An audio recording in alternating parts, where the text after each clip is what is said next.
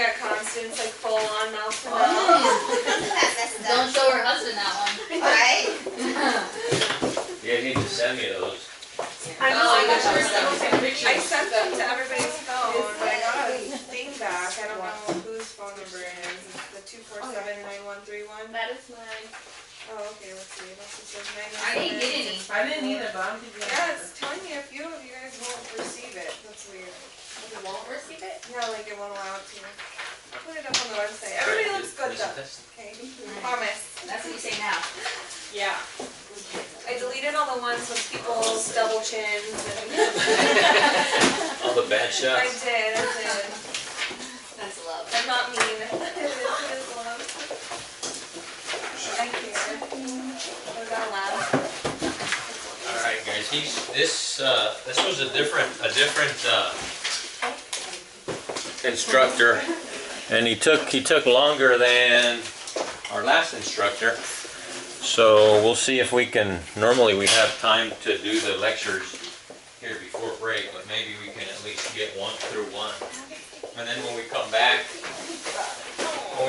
we'll watch a video for the medical emergencies part of the lecture.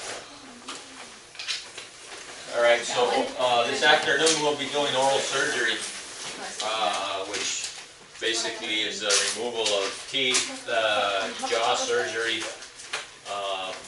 fractured jaws. Actually, I'm not sure if I told you guys or no. I think it was during the week. My youngest boy both of them had a tournament last weekend up in Phoenix, and the youngest boy in their team,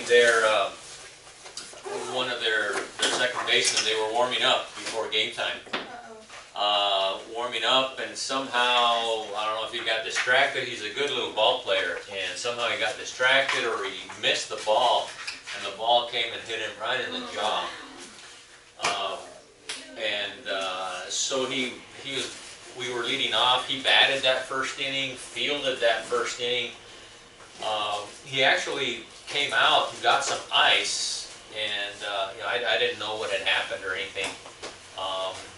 And so anyway, he went back and started the game, and then I think he called his parents.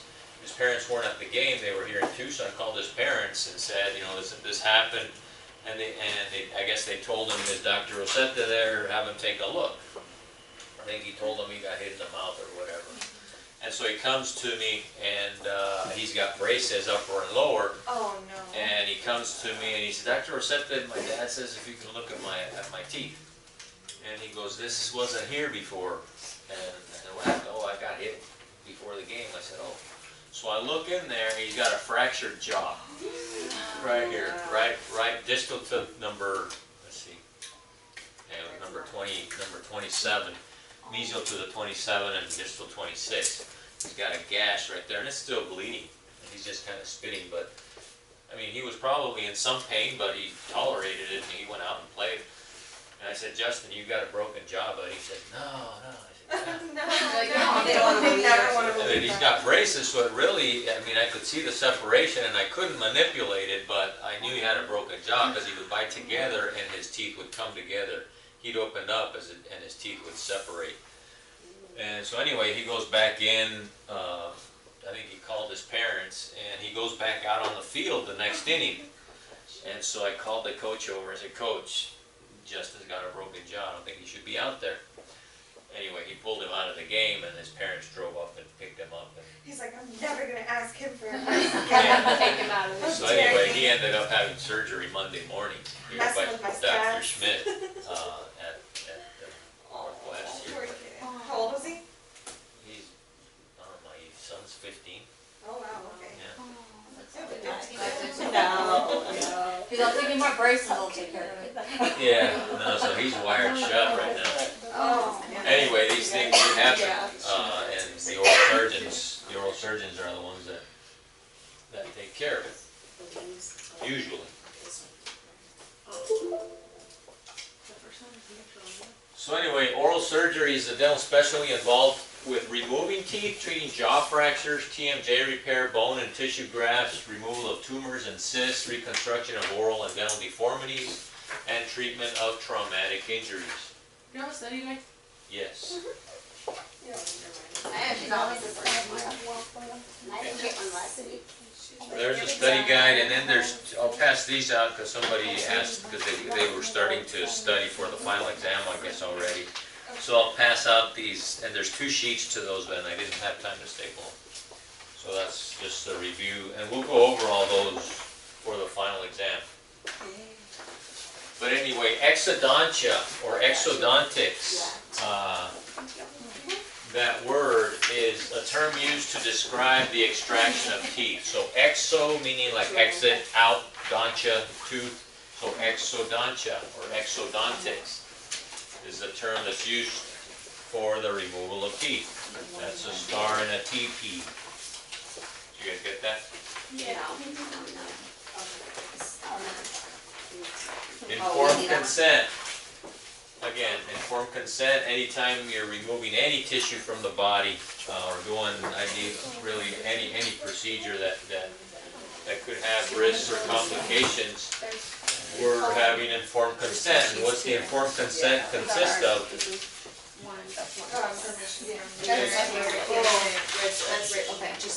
Yeah, so the informed consent, the patient has to agree to the procedure, and you have to have informed them of what are the risks or complications if they do it, and what are the risks or any consequences or sequela of not doing it. Okay, so again, you're informing them, and they have to agree to that treatment before you do the treatment. Again, medical history is obvious, especially when we are doing oral surgery, because we are probably giving them, enough anesthetic for them to be comfortable, and we are going to induce some bleeding, probably sectioning of teeth, cutting of gums, and you want to make sure that this patient is able to tolerate that procedure, because you don't want to have a medical emergency in your chair. You can avoid it. So review the medical history. It's imperative that prior to surgery, special precautions may be necessary if the patient reports to any of the following conditions, okay, and you've got to know these. So a recent heart attack. Within the last 6 months, we need to make sure that we consult with the cardiologist, ask them, the patient had this within the last 6 months, is he stable for us to do this procedure? He's having whatever, a full mouth extraction, we're extracting the baby tooth, we're extracting the adult tooth, whatever. But you do have to have documentation of this. Normally we have the patient sign a release form, we fax it to the cardiologist with our questions, and we wait until they fax it back. If we don't have that, more than likely we won't treat the patient at that time. Histories of heart murmur. Okay, and this isn't as bad now as before. Now the only bad one is the heart murmur that has regurgitation. And regurgitation means that the blood, a heart murmur is where in one of your heart valves the blood goes through and it kind of bounces back. So it goes through and comes back, and it causes some turbulence around that heart valve. And when you do listen to the heart, you'll hear like a swoosh. Instead of, a thump, thump, thump, thump, you'll hear a swoosh where the valve isn't completely closing, or it closes and or it opens, and as it closes, it kind of goes past, and blood kind of goes through and back. And the reason that's a problem is because, again, we're introducing bacteria into the bloodstream, and if there's blood flow that's kind of circulating, in that one little area, you could get bacteria to get trapped in one of these heart valves and cause like an internal heart infection. And that's why these patients that have these type of heart murmurs have to pre-medicate with antibiotics. So 1 hour before the procedure, they take four antibiotic tablets, whatever is indicated for that patient, and then you're okay. It used to be that all heart murmur. Now it's not. They've kind of gone back away from some of this, but it used to be any heart murmur. Joint or heart valve replacements. Again, if a patient has had a heart valve replaced, they're high risk. Any joints, knees, shoulders, especially if they're recent, within a first year or two maybe. for the same thing. You've got healing going on around that joint. You get bacteria that'll get trapped in that joint healing area and cause that joint to get an infection. And guess what? They'll end up having to have that joint surgery again, and guess who's going to pay for it if you didn't pre-medicate that patient? One. That's or my insurance, and that's not good. So again, they have to be pre-medicated, or some orthopedic surgeons now, if the patient is healthy, after a certain amount of time, they say no. The patient is immunocompromised, or they have diabetes, where their immune system can't fight infections as good, then they do want you to pre-medicate, so it depends on the patient.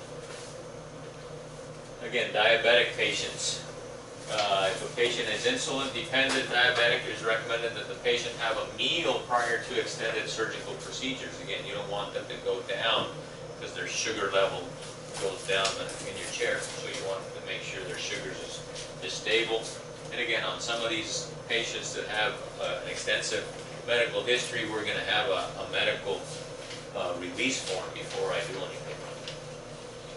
Patients with any heart problems, again, recent high blood pressure or uncontrolled blood pressure on multiple heart medications. Again, anything that has a risk of a stroke or a heart attack, you need to be aware and have a good medical history, and have at least consulted with their cardiologist. Because again, it's not fun to have somebody in your chair that is going down on you. So know these. I think it's asked for 5. You need to know. Kidney and liver disease. These will be bleeding problems. If you have a patient that has a high kidney, or I'm sorry, a liver problem, a history of alcoholism, alcohol abuse. These patients are susceptible to possibly bleed on you when you take a tooth out if they don't tell you. So again, you have to do a good questions and make sure that they're okay. The other thing is patients that have kidney or liver disease. If you do surgery, you're going to be prescribing some medications that are metabolized by the kidneys or the liver. Okay, it's to control their pain. And if they have, a poor functioning liver or poor functioning kidneys, you may not be able to prescribe certain medications. If they have a bad liver, you have to prescribe medications that are metabolized or broken down by the kidneys. And if they've got bad kidneys, you've got to give them medications that is going to be broken down by the liver. So it just depends on the patient and what their issues are. But the other thing is bleeding. Pregnant patients, again, usually in the first trimester or the last trimester. Well, the last trimester is when you want to. The safest. Yeah, the safest. So first trimester, usually we won't do anything unless it's an absolute emergency. And again, you've consulted with the patient's OB doctors. You want a whole list of medications, and you'll get these older patients that they come and they've got a list about that long. I mean, we just basically copy it because we don't have room for it in our chart. So we just make a copy and put it in their chart. And when they do that, well, guess what? I don't even look them all up. I'll just call the physician and say this doctor is, or this patient is on 20 medications and they need this. Is he okay? When was their last visit? If they haven't seen their physician in 2, I had a patient who they were in a couple weeks ago. We called for the consult. We were going to do an extraction or wanted authorization for an extraction. That patient hadn't been back in 2 years, and he's a cardiac patient. And you ask the patient, oh yeah, last time I went, I was fine. You make sure you talk to that physician. He hadn't been back in 2 years, and he said, no, if you do anything, it's your responsibility. I haven't seen him in 2 years, have him come back for another follow-up. Some of these patients, they don't think that's important. Surgical instruments, and you'll see some of these outside here. Dr. Cervantes will cover them. Forceps. Forceps are basically our pliers. We're taking teeth out with pliers, people say. But forceps are used to remove teeth. Many different types are available. These instruments are usually specific for the arch in which they are used, and we'll try to show you you know what they are. These that are kind of S-shaped, you can see the curve, are upper. Okay, and there's different manufacturers will have different handles, different styles, different grips. But again, you can see that it's kind of an S shape. The lower is kind of, just think about it, grabbing it and the beak goes down. Yeah. For the upper, it goes like this and it's got to go up, right, to grab that too. So if you just look at how you grab that, so there's different, they're not all the same. Retractors, there's many different, again, the retractor, you're going to use it to pull the tongue out of the way, the cheek out of the way, whatever you're going to do to give better visibility. So there's many different varieties used to retract the tongue, lip, and cheek from the operating field. Again, this is one kind of retractor, again, kind of S-shaped. I think the ones that we have are just straight, but you can use a tongue blade or you can use your mirror, whatever you need to use to retract and give the doctor visibility when there's blood and everything going on in there. Because if you can't see, it's really difficult and really stressful to do surgery. Periosteal, again, the periosteum. So the periosteum is that sheath that covers the bone. You got bone, then the periosteum, and then the other tissue. So the periosteal elevator is basically a knife that we use, or a sharp instrument that we use between the gum and the bone to peel back that bone, or that sheath against the bone. So it's a double-ended instrument with a blade on each end for reflecting tissue covering bone. And it looks just like a wax spatula. Okay, if you remember the wax spatula from dentures, except it's just a little bit bigger. Okay, so this is sharp and this is sharp. You just wedge it between the tooth and the gum, and you just start to kind of like peeling an orange, pushing it back away from the bone. A root tip elevator. So root tip, means that we broke the tooth.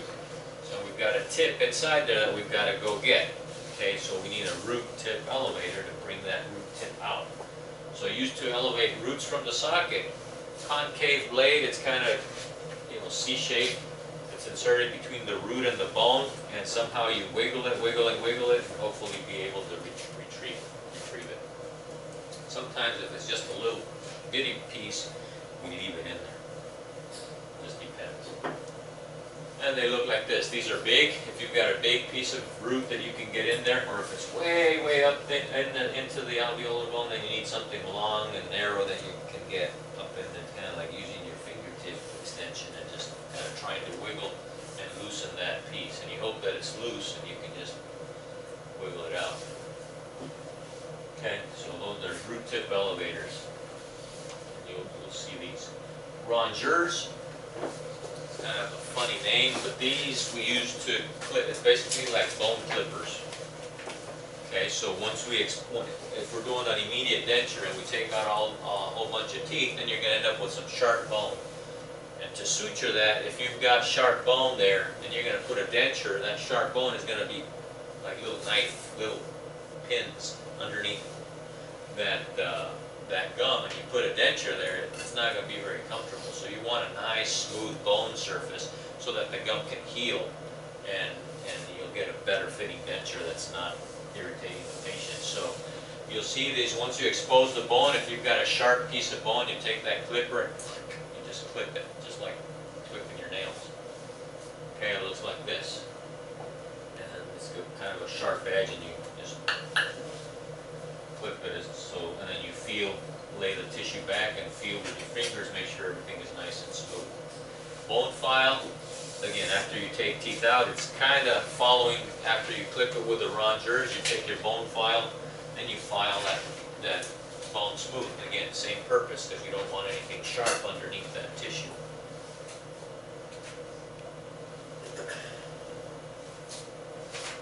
Alveoplasty, this word I think is on the test. Alveoplasty is just trimming or reshaping the bone tissue after extractions. Okay.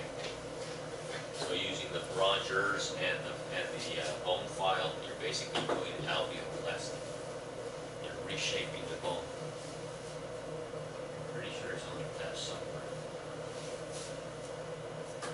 surgical curettes. Curettes is like a big spoon, like a spoon we use for cleaning a cavity.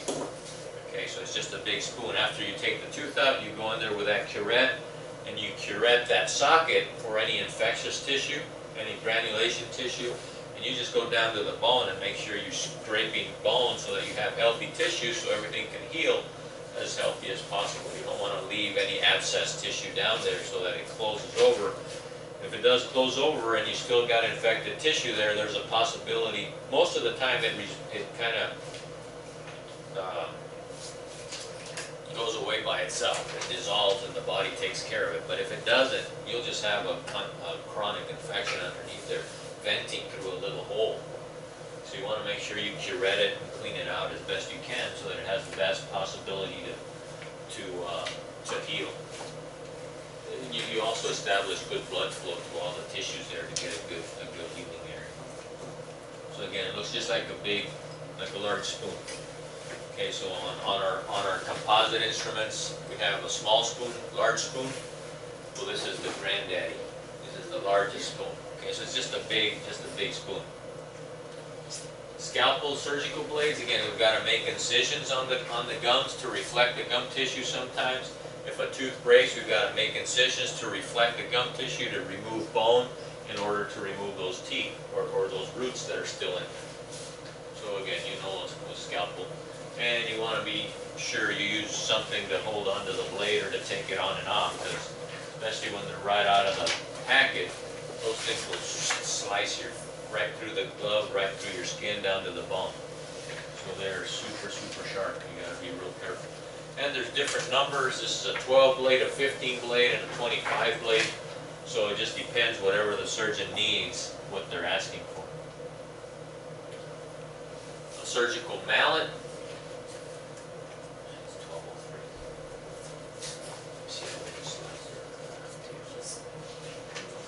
Just a few more? Yeah, just this last one.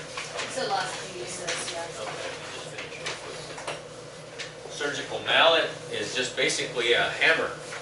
I'll show you a picture right now. It depends on the surgeon if they use it or not. Sometimes they use it and they kind of section the tooth a little bit. They take like a chisel and the mallet and they hit that chisel and they split the tooth in half. Okay, and again, it's just a little hammer. And not all surgeons use it, but some may. Okay. And the bone chisel, again, they may use it to break away bone or break away part of the tooth. Used in conjunction with a mallet to remove bone during surgical procedures, or to section a tooth if they need to split it in half. Again, it looks like this. You got just like a wood chisel, and you hit it with a mallet back here. And you break whatever you need. Surgical scissors, again, you want something sharp, especially to remove. There's some that are used to remove tissue. Once you suture things together, sometimes you've got tissue that's kind of sticking out. You want it to heal nice and smooth, so you just clip anything that's protruding outside the area that you don't want. And then plus, you also want sharp ones after you suture, so you can go in there and just clip the suture real quick. You don't want to be trying to clip it and it doesn't cut. So these are sharp scissors, and usually we try to have the girls keep them separate because some of these look similar to our crown and bridge scissors, and you don't want to be cutting temper or stainless steel crowns with this, because then you go cut sutures and it's not going to cut. Again, these are specific for you can see the little beak right here, so that you put the suture right there and it doesn't slip. It kind of hooks it, and then you clip it. Hemostat, heme means blood, stat means to stop, so something to use to stop bleeding. That's what they're supposed to do. So if you're cutting and you hit a little vein or a little artery, the hemostat, you can put that on that area to stop the bleeding. So clamp down blood vessels, but we also use it to retract gum tissue, or if there's a little loose piece of bone or loose piece of tooth, you just grab those and go in there and retrieve it. You can also use them to hold the sutures you can fancy name for hemostats, they're called needle holders. So you can get needle holders, and you can probably pay like 25 bucks more, or you can get hemostats, they're probably just as good, especially for us that we don't do that much surgery. For us, a surgeon that's doing these fine stitches, they probably need a needle holder because they're using really thin needles. But for us, we need to put 1 or 2 stitches, we can use a hemostat. So again, these are hemostats or needle holders, whatever you want to call them. Surgical aspirator, opening is much smaller. So this is just basically your high-speed suction for surgery. And it's just got a real small tip, so you can put it right where the blood's coming out to keep the doctor's vision cleared. We'll show you that. Again, these are surgical, we call them surgical tips. There's metal ones as well. I think the ones we have I think they're white, like this, maybe blue. But they come in different tip openings, so it just depends again on what's being done. Sutures, again, there's different kinds. There's gut sutures that resorb by themselves. I normally use silk because I want to see the patient back in a week to remove it, and I can see how they're healing. Oral surgeons, usually they use gut, and it resorbs by itself, and unless there's a problem, you go back. But I normally like to see the patients just to see. So there's silk, and then chromic, which is gut sutures, and they're self-resorbing. And some of these, the needles is what's different. Some, the needle width and the thickness of the suture. Some use like a full half moon, some is like a quarter moon, so again, that's all preference. Terms and procedures, there was few slides. I thought it was Oral surgery. It's a lot of them. Huh? Okay. Yeah. Are you almost done? Who's asking us? Yeah. Well, I just don't want to mess up your lunch. You guys faint on me here. Oral surgery terms and procedures. Again, for wisdom teeth, you've got impacted teeth that sometimes it's called a soft tissue impacted, meaning it's just underneath the gum. Or if it's a bony impaction, then it's underneath the bone.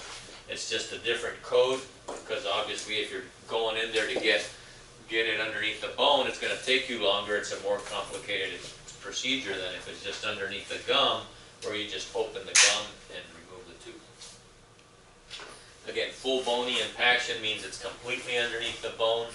Then there's partial bony impaction, but you don't have to worry about that. Frenectomy, I think we've covered that before. It's clipping on the frenum, whether it's underneath the tongue, or if it's a lip, labial frenum. Make sure these are, and now they're just done with laser surgery. Now they just real quick. Before, I remember when I had my lingual frenum taken out. I think I was in college. I can still feel that last suture that he put. I wasn't completely numb in that area.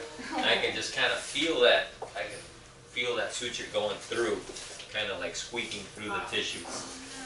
But I had that done when I was in college. Diastema, it means just the space between two teeth. Diastema, so anything between the front teeth. So osteotomy, again, means osteo is bone, otomy means to remove. So removal of bone, kind of like alveoplasty or alveolectomy, osteotomy, kind of the same thing, okay? So if you have a exostosis, which means the growth of a bone, you go to an oral surgeon and they'll use that bone chisel and they'll do an osteotomy where they cut that piece of bone off. Alveoplasty, I think we talked about, is the recontouring of the bone after surgery using the rongeurs and the bone files. Again, just the purpose to leaving a smooth healing area for your dentures. If you guys have had this, it's not fun. It's alveolitis, or another term is a dry socket. Okay, and sometimes you take out a tooth and the patient comes back, usually 2 or 3 days after, and they're in a lot of pain. Again, because whatever happened caused that blood clot to fall out, and you didn't have bleeding in there, and you get dry bone. And bone does not like to be dry. So patient comes in, we'll get in there and somehow get it bleeding again, and we'll put a packing in there, and usually they feel immediate relief when we put that medication in there. But then you put them on antibiotics, and they have to come back to replace that packing after a few days, 2 or 3 times, to get the body to heal. So these are not fun. Anybody had dry socket? You know, long one. Biopsy, again, anything that looks abnormal when we're doing an exam, white tissue, red patch, any type of growth, we send them to the oral surgeon or the ENT to biopsy, or to clip a piece of tissue and send it to the pathologist to analyze it, and so we can get a definite diagnosis on that. Yay. More than you thought. I thought it was like 2 slides away. We're done, right? All right, ladies, so when you come back, we'll do the slides for the lab, which I think is only like 13 slides or so, and then we'll watch the